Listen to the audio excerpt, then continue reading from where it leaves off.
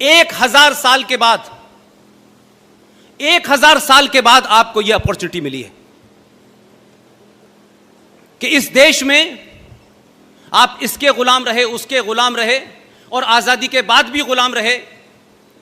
1000 साल के बाद आपको किसकी शक्ल में, किस पार्टी का है, यह मेरे लिए अभी भी महत्वपूर्ण नहीं है। पहली बार 1000 साल के इतिहास को पढ़िएगा जिसका जिक्र सिंह साहब करते हैं बार बार। पहली बार आपके राजा ने आप ही के देश में जायज और नाजायज तरीके से आजाद हिंदुस्तान में एक इस्लामिक मुस्लिम रिपब्लिक स्टेट जो बन चुकी थी उसको कुचल दिया है।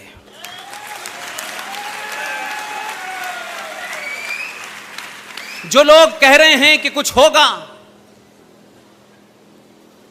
जो लोग चिंता में मग्न हैं, वो उनकी यह समझ में नहीं आ रहा कि शाम को मुंह पे कपड़ा बांध लेने वाला समाज, सुबह सुबह सूरज से डर के उससे नमस्ते करने वाला समाज, दोपहर में चींटियों को आटा खिलाने वाला समाज, ये यकायक इसको हुआ क्या है कि इसने इतना बड़ा फैसला ले कैसे लिया। हम तो 70 साल से नहीं 1000 साल से डरा रहे थे, ये डरा ही नहीं, इसने तो उल्टा हमें डरा दिया है। तो जब आपका प्रधानमंत्री दुनिया में जाके ये कहता है कि ये नरेंद्र मोदी का इस्तकबाल नहीं है, ये नरेंद्र मोदी का स्वागत नहीं है, ये दुनिया भर में जो तमाम पुरस्कार मिल रहे हैं ये उसके नहीं हैं, क्योंकि उसके पीछे 130 करोड़ लोगों की ताकत खड़ी है। वो प्रधानमंत्री हैं, ये कह सकते हैं, उनकी अपनी बाध्यताएं हैं, मेरी कोई बाध्यता नहीं है। मैं नहीं मानता कि 130 करोड़ लोग खड़े हैं, ये झूठ है। जो खड़े हुए हैं उनके बारे में सबको पता है वो कौन है, और जो नहीं खड़े हुए उनके बारे में भी सबको पता है, लेकिन वो प्रधानमंत्री हैं, कह सकते हैं, मैं नहीं कहूंगा ये बात।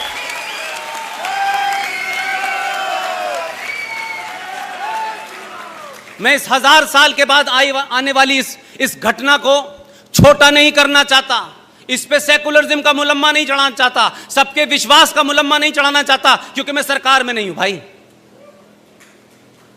यह शुद्ध रूप से इस देश के उन राष्ट्रवादियों की ताकत थी जिन्होंने आपको सत्ता में सड़क बनाने के लिए नहीं भेजा था, इसको आपको इसलिए भेजा था आप जाएं, आप सत्ता में बैठें, देश चलाएं। देश तो 70 साल से भी चल रहा था, आपको पहली बार इसलिए भेजा था इस देश के लोगों ने कि आप राष्ट्र को बचाएं, इस देश के समाज को बचाएं, संस्कृति को बचाएं, सनातन संस्कृति को बचाएं, इस देश की सभ्यता को बचाएं, यह काम करने के लिए भेजा था। और मुझे लगता है कि उसने 70 दिन में इस बात का परिचय दे दिया कि मैं यही करने आया हूं।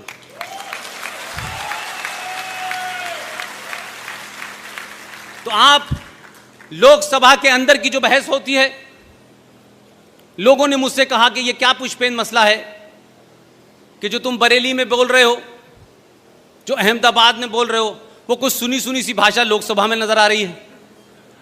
मैंने कहा भाषा की चिंता मुझे ज्यादा नहीं है, मुझे तो एक्शन भी वही नजर आ रहा है।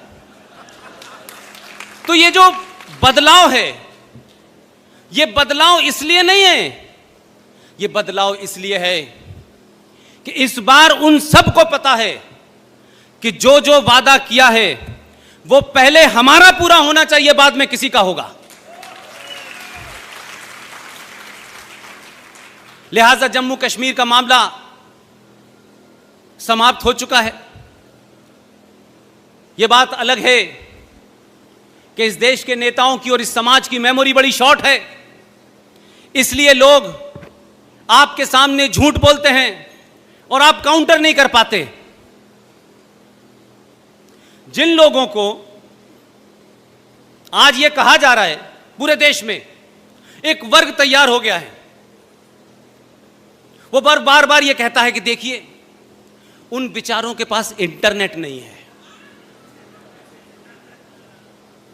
जो लोग इंटरनेट की चिंता कर रहे हैं, जो उनकी आजादी की बात की चिंता कर रहे हैं, जो इस बात की चिंता कर रहे हैं कि बकरा ईद में बकरा नहीं है, काटेंगे क्या, क्योंकि अब कट चुके, अब काटने के लिए कुछ बचा ही नहीं है।